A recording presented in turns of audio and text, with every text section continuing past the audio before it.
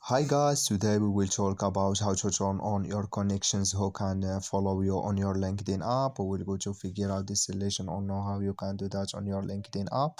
All you have to do, just go up here, you click here on this picture here on app, then it's going to show for you window like this, and you just go down here, you click here on settings, then you come to settings window here, just switching to show for you like this, and you just click here on visibility here, and you come to next window here, and all you have to do, just go down here, then you come here to followers, you click here on down on followers, and it's going to take you here in this window, and you come here to who can follow you, you click here on your connections here, you will click in this sign, and like you see this color show for us here on your connections, that's mean it's on now.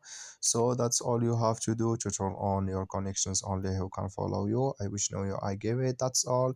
So just follow these ways and it's going to work with you. Thank you for your watching. Don't forget to support us by liking, subscribe.